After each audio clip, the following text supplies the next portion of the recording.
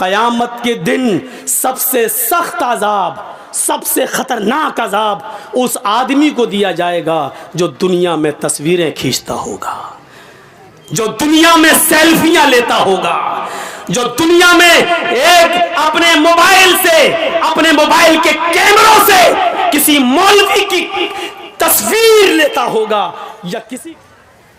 सब्र को समझने की कोशिश करो। सब्र यही नहीं है एक गांव का मुखिया है, पुलिस और एसएसपी और डीएम से उसके ताल्लुकात हैं, हम गरीब आदमी हैं, उसने पकड़ा थप्पड़ मारा और हम पिट गए, कुछ नहीं कह रहे उसको, क्यों? मुखिया है, अच्छे ताल्लुकात हैं, सब्र कर लिया। ये सब्र नहीं है, ये सब्र नहीं है, ये जुल्म को सहना है, ये बुज़दिली है। आपने सब्र नहीं किया, आपके दिल में यह था अगर आज इसके पावर के बराबर मैं होता या इसके बराबर मेरे पास पैसा होता या ये पोस्ट मेरी होती, तब देखें ये कैसे जुल्म करता, तब मैं इसको बताता। आप जुल्म सब्र नहीं कर रहे हैं, आप जुल्म सह रहे हैं, और जुल्म को सहना एक और जुर्म है, एक और पाप है, एक और गुनाह है, एक और ये बुज़दिली। आपने, मुसलमान कभी बुज़दिल नहीं होता है, मुस्लिम कौम जुल्म सहने के लिए पैदा नहीं हुई है। आपके अंदर गुस्सा है, होना चाहिए।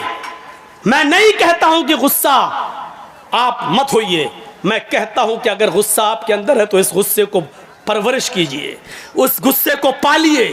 मैं तो आपको ये नसीहत करता हूं कि गुस्से को पालिए, लेकिन इस गुस्से को आप अपने अंदर पाल पोस कर बड़ा करिए, और ये गुस्सा वहां दिखाइए जब आपका बेटा शराब पीते हुए घर पे आए, तब आपका गुस्सा आना चाहिए। आपकी बीवी बेपर्दा जब बाजारों में घूमती है, तब आपको गुस्सा आना चाहिए। इस गुस्से को संभालिए, और जहां गुस्सा होने की जरूरत है वहां गुस्सा कीजिए। यहां गुस्से की जरूरत है, यहां आपकी बेटी बेपर्दगी के साथ घूम रही है, मोबाइल लेती है, अपने जीजा की मोटरसाइकिल पे बैठ के बहनोई के साथ सफर कर रही है, और देवर की मोटरसाइकिल पर भाभी बैठकर जा रही है। आपके अंदर गुस्सा आना चाहिए, और आप अपने छोटे भाई से कहें, तेरी हिम्मत कैसे हुई कि तूने अपनी भाभी को, यानी मेरी बीवी को पीछे बिठाया, मोटरसाइकिल पे बिठाया। और एक ससुर को अपने दामाद पर गुस्सा आना चाहिए कि तूने अपनी बीवी को छोड़कर मेरी दूसरी बेटी जो तेरी साली है, वो तेरी मोटरसाइकिल पे बैठ के बाजार या स्कूल क्यों गई है। इस गुस्से को संभालिए, और इस गुस्से की जरूरत है यहां पेश करने की। आप इस गुस्से को परवान चढ़ाइए। हराम है, हराम है, हराम है अगर कोई जीजा अपनी साली को अपनी बाइक पे बिठाकर शॉपिंग कराता है। हराम है अगर कोई देवर अपनी भाभी को बाइक पे बिठा के शॉपिंग कराने के लिए जाता है, और ये कहता है कि मेरे भाई की इजाजत है। शरीयत भाई की इजाजत के बावजूद भी भाभी को अपने साथ ले जाने की इजाजत नहीं देती है। शरीयत ससुर की इजाजत के बावजूद भी, बीवी की इजाजत के बावजूद भी बीवी की बहन को अपने साथ जाने की इजाजत नहीं देती है। शरीयत शरीयत है, न तेरी बीवी का कानून चलेगा, न तेरे बाप का कानून चलेगा। यहां कानून चलेगा तो फातिमा के बाप का कानून चलेगा। अगर मुसलमान हो तो फातिमा के बाप के कानून को मानो, अपनी बीवी के बाप का और अपनी बीवी का कानून नहीं। शरीयत शरीयत है, किसी के बाप की जागीर नहीं है। मुझे जो कहना था कह दिया, जिसको बुरा लगता लगता रहे। अगर बुरा लगता है तुम्हें तो अल्लाह की कसम में कामयाब हो गया। अगर मेरी बात तुम्हें चुभी है तो अल्लाह की कसम में अपने जलसे में कामयाब हो गया। और अगर मेरी बात का बुरा नहीं लगा तो हमें सोचना पड़ेगा कि हमारा जलसा कामयाब हुआ है या नहीं हुआ है। क्योंकि जब बुरा ही नहीं लग रहा है तो इसका मतलब यह कि आप वही करोगे जो करते आ रहे हो, और जब वही करना है जो करते आ रहे हो तो फिर ये जलसा बेकार है, आपका यहाँ बैठना बेकार है। रात के 1 बजे, 1:30 बजे, 2 बजे तक यहां बैठकर अपनी आंखें फोड़ना बेकार है, क्योंकि आपको कोई सवाब नहीं मिलेगा। मेरे प्यारे साथियों, दीन सुनने आए हो ना, कुरान हदीस सुनने आए हो। इस कुरान और हदीस की एक बात यह भी है, और गिरह बांधो, इन्ना अज़ाबन यौमल क़यामती, इन्ना अशद्द अज़ाबन यौमल क़यामती अल मुसव्विरून। ये याद करिए। और जितने लोगों के मोबाइल मौलाना जर्जीस की तरफ लगे हुए हैं, सुने, इन्ना अशद्दन्नासी अज़ाबन यौमल क़यामती अल मुसव्विरून।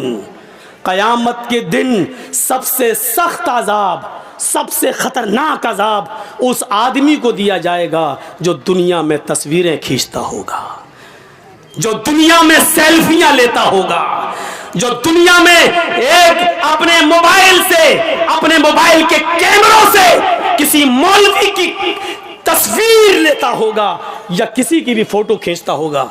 इन्ना अशद्दन नास अज़ाबन, मैं हदीस पढ़ रहा हूँ, मुस्लिम शरीफ की हदीस पढ़ रहा हूँ। क़यामत के दिन सबसे ज़्यादा सख्त, मामूली अजाब नहीं, हल्का अजाब नहीं, इन्ना अशद्दन नास अज़ाबन, अजाब के एतबार से सबसे ज़्यादा सख्त अजाब उसको दिया जाएगा। अल मुसव्विरून, जो दुनिया में तस्वीरें खींचता होगा, तस्वीरें बनाता होगा। खींचो, आओ, मैंने किसी को इजाजत नहीं दी और इसके बावजूद भी अगर कोई मेरी तस्वीर को खींचकर अपने साथ अगर लेता है तो वो सुन ले और समझ ले, और इस जलसे की इस हदीस को सुनाने के बाद भी अगर कोई लेगा तो वो याद रखे कि उसने न कुरान को अहमियत दी है, न मुहम्मदुर रसूलुल्लाह को अहमियत दी है। उसमें और वसीम रिजवी में कोई फ़र्क नहीं है। वो भी नबी को नहीं मानता, तुम भी नबी की हदीस को नहीं मान रहे हो, कोई फर्क नहीं है। अब लीजिए जलसा खत्म करने के बाद मेरी सेल्फी देखें कितने लोग लेते हैं। मैंने कह दिया कि उसमें और वसीम रिजवी में कोई फर्क नहीं। अब जो मोहम्मद का शेदाई होगा वो मेरा फोटो नहीं लेगा, जो वसीम रिजवी का भाई होगा वो फिर भी खींचेगा। अब देखता हूं कि कौन मोहम्मद का शेदाई है और कौन वसीम रिजवी का भाई है, अब देखना है मुझे। खींचो फोटो। नहीं मिसाल देना चाहता था लेकिन आज दी हमने। आए हो जलसा सुनने, मजाक बना के रख दिया है दीन के जलसों को, मजाक बना के रख दिया है। परचूनी की दुकान, किराना मर्चेंट की दुकान समझ लिया। जो समझ में आया वो अमल करेंगे, जो नहीं समझ में आया छोड़ देंगे। ये तुम्हारे बाप की जागीर चल रही है। इस्लाम के जो हमें पसंद है वो अमल करेंगे, जो पसंद नहीं आया वो छोड़ देंगे। नहीं चलेगा। शरीयत तो मुहम्मदुर रसूलुल्लाह की नापसंद को भी नापसंद नहीं मान रही है। याद है अल्लाह के रसूल का मामूल था, असर की नमाज पढ़ के आप अपनी सारी बीवियों के घर जाते थे थोड़ी थोड़ी देर के लिए। आपकी जितनी बीवियां मौजूद थीं उनके घर जाते थे और हज़रत ज़ैनब के घर थोड़ा ज़्यादा बैठ जाते थे। क्यों? कि किसी जगह कुछ मिलता नहीं था। और ज़ैनब क्या करती थी, जो आपकी बीवी थी ज़ैनब बिन्त जहश, वो क्या करती थी, उनके पास शहद था तो शहद का शरबत बनाकर अल्लाह के नबी को पिलाती थी। तो भूखे रहते थे, नहीं मिलता था।